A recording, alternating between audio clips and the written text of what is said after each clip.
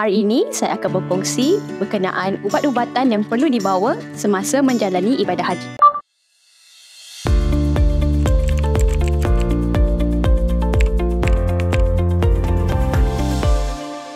Assalamualaikum, saya Dr. Amalina daripada Klinik Siti.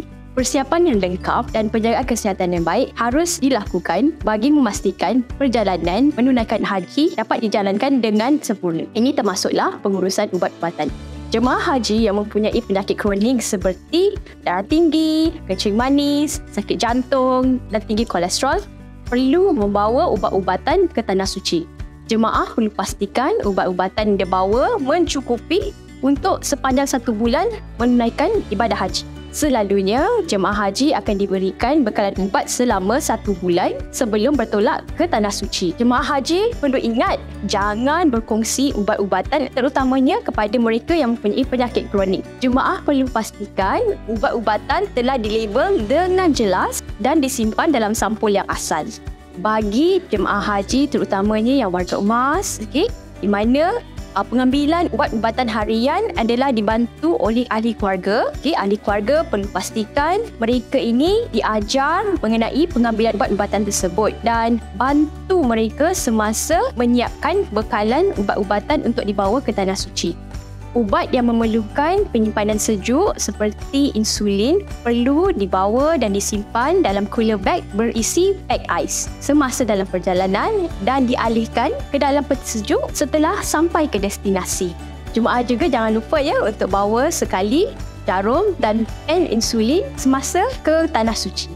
Bagi jemaah haji yang menggunakan ubat sedut ataupun inhaler, perlu pastikan kandungan dalam inhaler tu mencukupi sepanjang menunaikan ibadah haji. Inhaler yang digunakan untuk mencegah asma, selalunya ini berwarna merah ataupun purple, perlu diambil mengikut arahan doktor. Dan inhaler yang digunakan untuk menegakan serangan asma, yang ini selalunya berwarna biru, perlu dibawa bersama-sama jemaah haji sepanjang jemaah melakukan aktiviti-aktiviti di Tanah Suci. Pada jemaah haji yang mempunyai penyakit kronik, saya sarankan agar jemaah membawa preskripsi doktor supaya apabila berlaku kecemasan di Tanah Suci, senarai ubat-ubat preskripsi ini dapat diusulkan ataupun dapat dialurkan kepada doktor ataupun petugas kesihatan semasa di Tanah Suci. Selain daripada itu, jemaah juga boleh membawa ubat-ubatan untuk sakit-sakit ringan ataupun penyakit am seperti Panadol, paksa semang, ubat batuk. Batuk ni sangat common ketika di Tanah Suci kerana cuaca dan juga keadaan yang kering di sana.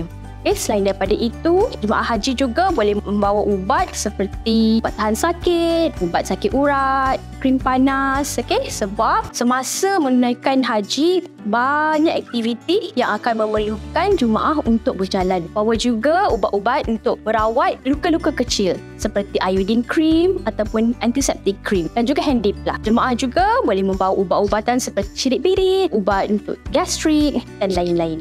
Bagi wanita yang mengambil ubat penahan haid, pastikan anda membawa ubat yang mencukupi dan mengambil ubat-ubat tersebut pada waktu yang ditetapkan oleh doktor. Semasa perjalanan ke Arafah, Musdalifah dan Mina, jemaah haji haruslah membawa ubat-ubatan yang mencukupi sahaja kerana cuaca yang panas ataupun suhu yang panas boleh merosakkan ubat-ubatan. Dan akhir sekali, saya ingin mengingatkan jemaah haji supaya mengambil ubat secara berjadual, jangan tinggalkan pengambilan ubat dan pastikan penyimpanan ubat dengan betul.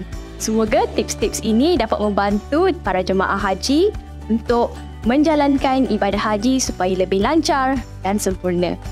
Untuk keterangan lanjut, anda boleh datang ke Klinik Siti berhampiran anda. Klinik Siti berada di sekitar Selangor, Kuala Lumpur dan Nilai. Klinik Siti dibuka dari 8 pagi hingga 11 malam dan ada juga yang dibuka 24 jam setiap hari termasuk cuti umum. Ingat musim haji, ingat Klinik Siti.